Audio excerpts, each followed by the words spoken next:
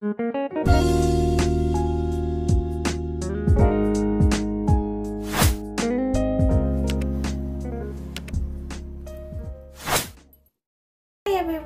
So, for today's vlog guys, ituturo ko lang sa inyo kung paano kayo titingin ng listing sa Pag-ibig and paano nyo i-fill out yung form. So, this will be a step-by-step guide to teach you paano ka ba makakapag-start mag-bid sa Pag-ibig.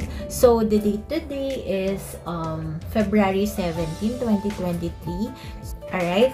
So, first guys, ang una nyong gagawin is to go sa Google Chrome and search for, ayan, Pag-ibig Foreclose yung tinype ko, and then pupunta lang ako dun sa pinakaunang link na makikita nyo.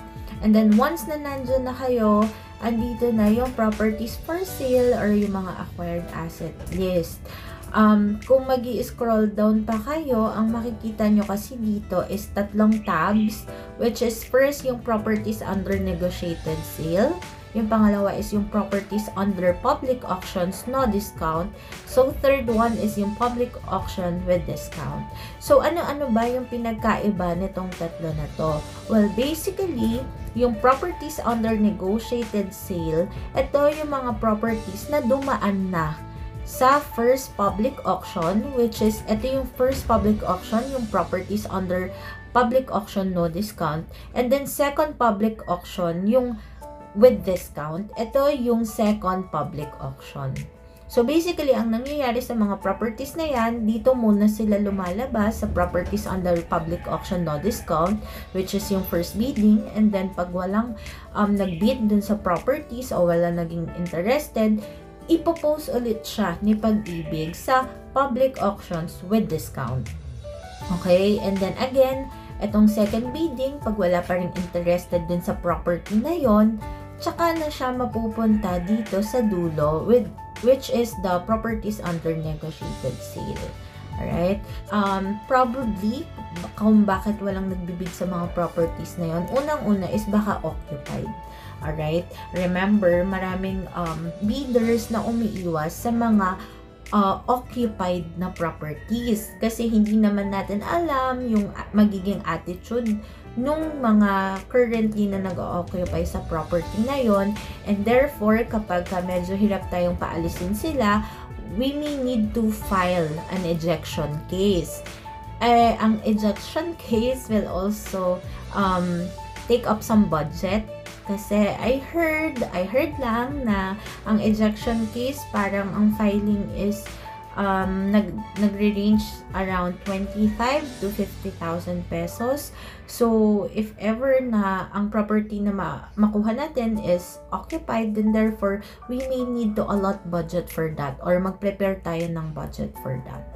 Number 2, kung bakit walang nagbibid dun sa property sa first and second and umaabot siya sa negotiated sale is baka yung bahay is sira-sira na.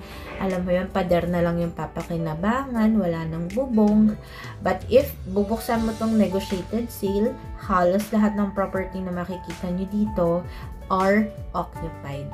Very ilang percent lang kung ilan yung unoccupied dito sa negotiated sale. Alright? So, okay. So, once na nandito na tayo sa tabs na ito, pipili ka na lang ano bang property yung gusto mong ibid. Yung sa first bidding ba, sa second bidding, or dito sa negotiated sale na. Alright? So, for example, gusto kong sumali sa properties under public auction with no discount. Ito yung first. Bale, hahanapin ko kung saan ba ako located. Since I'm located in Cavite, ayun ko is Cavite, then therefore dito ako titingin sa NCR branch. So, once na nandito na ako sa NCR branch, scroll down ko lang, pipili lang ako ng tranche number. So, sa tranche number 267, so, once na ma-open nyo na itong click here to open complete details, magda-download siya ng file, and then open nyo lang yung file na yon. Right? So, once na ma-open nyo na yung file na yon, ito na yung lalabas. Bale, andito yung nakalagay nga, first public auction, tas invitation to bid. So, dito nyo naman makikita halos lahat ng information. So, sa invitation to bid, nandito yung tranche number, SPB267, ano yung mga areas na sakop niya, number of units na nakalist dito sa batch na ito, and then period of acceptance of bid offer. So, dito, ang acceptance of bid offer na pwede ka mag-submit is February 13 to 17. Okay? And then, ang opening of bid offers is February 22, 2023. Ang date of recording ng ating video is February 17. Actually, nag-submit din ako ng bid offer dito sa tranche number na to. Ayan. Alright? So, ito mga general guidelines lang naman on how to bid. And then, kung saan ka pwede mag-submit ng mga bid offers mo. Andito din siya. And then, you'll just have to read all of this para, syempre, magkaroon pa rin kayo ng in-depth idea dun sa mga information regarding foreclosed properties and yung mga guidelines nila, of course. So, once na na-scroll mo na yan, nabasa mo na yan, andito na yung mga list of acquired assets available. Alright? So, kung makikita nyo dito, ang mga location is merong Imus, Metro Manila, ayan, Parañaque. So, kung ang preferred mo na property is around Cavite or let's say for example, Imus, pwede ka naman mag-find dyan. And then, type mo na lang Imus. Alright. So, yan. So, dito mo makikita yung mga list of acquired assets available for public auction. So, with that, guys, kunyari, ako is very much interested in getting a property in around Imus or General Trias Cavite, hahanapin ko lang dito yon. And madali naman maghanap dito, depende sa preference nyo, kasi nakahiwalay naman to kung condominium ba yung hanap nyo, kung lot lang yung hanap nyo, kung yung mga single detached, single attached, mga duplex, townhouse, and row house, nakalagay naman dyan kung anong category nung mga properties. So, ako, say for example, ang gusto kong property, etong Tierra Vista Homes Dasma, Phase 1, Block 2, Lot 11, Barangay Langkaan City, Dasma, Cavite. Ang gagawin ko, kukunin ko lahat ng details ng mga properties na interested ako dito.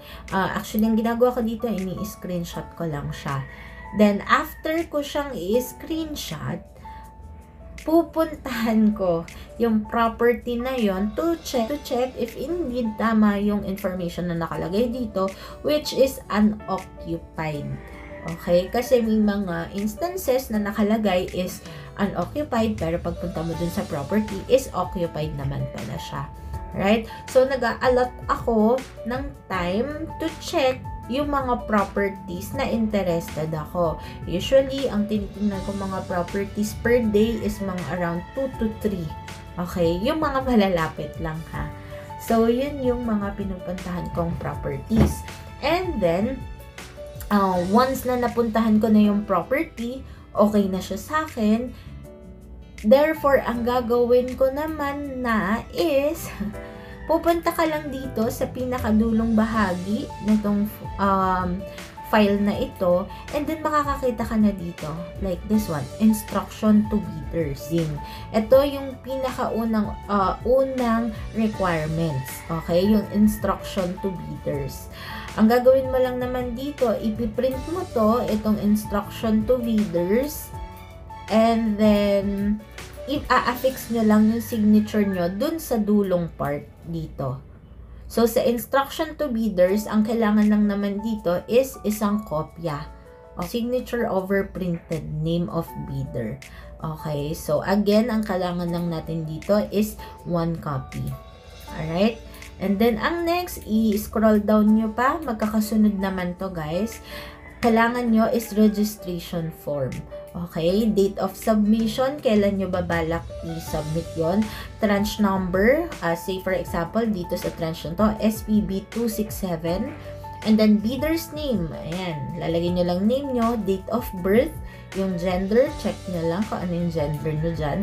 And then, present address. contact numbers, and then email address. Okay? So, yun lang yung mga information na ilalagay nyo dito. So, as you can see here, dalawa to sa isang papel. Parehong information lang naman yung ilalagay nyo dyan. Yung isa kasi is copy nyo, and then yung isa is copy ni Tag-ibig.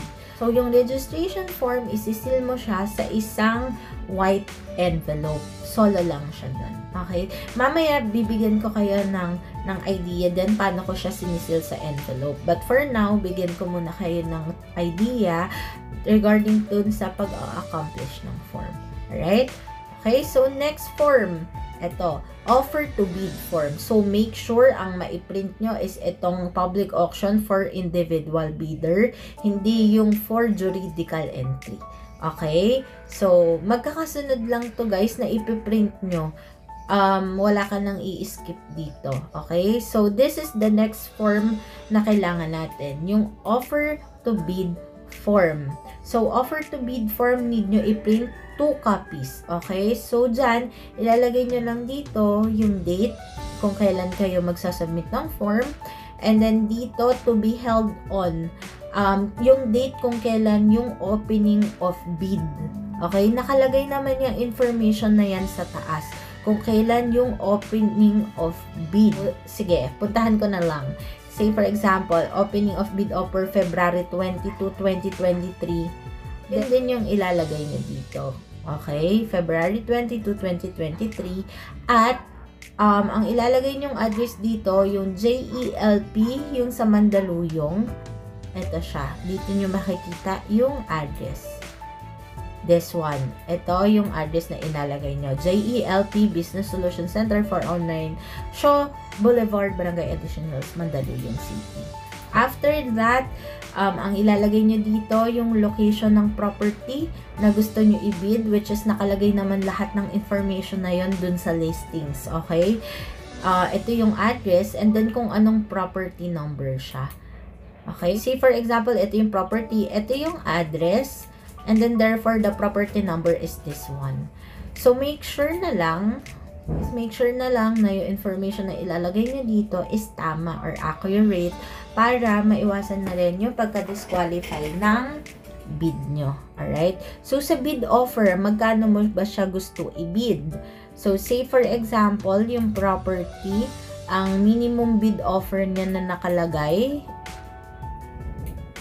eto, minimum bid, dito ay titingin, ang minimum bid offer na nakalagay is 643,200. So, therefore, bid offer na ilalagay nyo dito is mas malaki. Okay? Mas malaki kesa dun sa minimum bid offer. And then, next, yung bid bond na 5%, bale, kung magkano yung amount na ilalagay nyo sa bid offer, kunin nyo lang yung 5% nun. And then, yun yung ilalagay nyo dito in words and in numbers also. Okay? Tapos, dito sa mode of payment naman, ang kayo naman mamimili if cash nyo ba bibilin, kung short term or long term. But for long term installment, ang nilalagay ko kasi dito is 25 to 30 years. So, yun yung nilalagay ko. So, kung long-term yung long-term installment yung pipiliin nyo, then therefore, kailangan nyo mag-attach ng copy of proof of income. Ano ba yon? Yung payslip nyo. Okay? So, kukunin nyo lang naman yan. Dun, kung saan kayo nagtatrabaho, hingi kayo ng copy ng payslip nyo. Alright? And then, signature lang dito ng bidder, signature over printed name, and lagay nyo na lang din dito yung date. Alright? And then next, bidder information. Ayan. So, fill out nyo lang yung bidder information, yung name, date of birth nyo, kung present occupant ba kayo dun sa bahay na naka-foreclose. Of course, hindi. Former owner ba kayo nung bahay na yon? Of course, hindi. Then, if Pag-ibig member ka, yes. And then, with the previous existing Pag-ibig housing loan account, yun. Kung meron kayong existing housing loan, ilagay nyo na lang din dito. Okay? And then, marital status nyo, kung single or married, gender nyo, citizenship, Pag-ibig number, SSS number, TIN number, name of spouse, kung meron ba kayong asawa, ilagay nyo lang name nila dito, tsaka birthday nila. Then, permanent home address. And then, present home address. And then, employer business name, pangalan, kung saan kayo nagtatrabaho, pangalan ng kumpanya. And then, yung address ng kumpanya nyo. And then, cellphone number, lagay nyo, 2 cellphone number, pwede. Tapos, employer business telephone number, personal email address. So, preferred emailing address nyo kung sa present home nyo ba, dun sa office nyo, or dun sa permanent home address nyo. After that, okay na, wala na kayo kailangan na ibang form. Just be reminded lang guys na doon sa instruction to bidder, ang kailangan nyo dito is isang copy. Okay? So, sa instruction to bidders, isang copy. And then, yung registration form nyo, isang copy din. Ayan. Registration form nyo, isang copy. And sa offer to bid nyo, ang kailangan nyo dyan guys, 2 kopya. Okay, 2 copies of offer to bid, and then 2 copies also ng bidder information. Okay, so nakalagay naman dito, please write in block letters, meaning in capital letters. I think yun lang naman about this one, and then dito na tayo sa actual kung paano ko siya ginagawa. Okay? Hi! So, since naturo ko na sa inyo guys kung paano ba maghanap ng listing sa Pag-ibig, ito ko rin kayo bigyan ng insight ano ba yung mga actual form na sinasabit ko kay Pag-ibig. So, meron na ako dito na sample. Ang nakalagay dito is yung bid offer ko. So, nakalagay dyan bid offer, then kung anong tranche number siya para hindi siya maniligaw. Ayan. So, ang kailangan nyo guys, bale, 2 ganito. Isa na lang kasi yung envelope ko, but meron kasi ako ditong registration form na fill out, katulad ng pinakita ko sa inyo kanina. But this one, kailangan nyo siyang ilagay sa isang separate envelope. So, let's just think of this na lang as another envelope na nakalagay na siya. Ito lang naman yung laman niya. And then, dun sa labas ng envelope, lagyan nyo na lang registration form. And then, kung anong tranche number, katulad nito. Alright? So, yung isang envelope nyo, ang ilalagay nyo lang, say for example, ito ngayon nakalagay, is registration form and then kung ano yung tranche number. Okay? So, dito naman sa bid offer, ang nakalagay dito is ito. So, unang-una, ang nakalagay dito is yung instruction to bidders. So, yun nga, as I have mentioned, kailangan nyo lang nito ng 1 copy. Ayan. Instruction to bidders, 1 copy. And then, sa dulo, dito nyo siya pipirmahan sa kabilang page. Okay? So, katulad nyo. Okay? Ito yung unang form na nakalagay dun sa envelope. Alright? And then, next form na nakalagay dito is yung offer to bid form. So, offer to bid form, katulad nito. Ayan. So, pinakita ko na naman sa inyo kanina paano nyo ito i-accomplish, but as an example lang naman, ayan, ito yung date, kailan bubuksan yung bid, and then dito yung address ng Mandaluyong branch, and then dito nakalagay lang kung ano bang address nung ibibid nyo na property, and then yung property code. So, yung property code, and then kung magkano nyo siya gustong ibid, in words and in numbers, and then next, kung magkano yung 5% niya. So, 5% nung bid offer nyo, tapos, in words and then numbers din. So, dito, sabi ko nga kanina, ilalagay nyo check long term, and then, kung ilang years, usually around 30 years naman nilalagay maximum, or 25 or 20, it depends on you po. And then, after that, signature over printed name dun sa baba. And then, dito is yung date. Okay? Yan. So, after nyan, yung bidder's information, i-accomplish nyo lang to ng kompleto. Okay? So, yun lang naman yung form na kailangan natin. And make sure itong offer to bid and bidder's information na form, meron kayong tig 2 copies sila. Okay?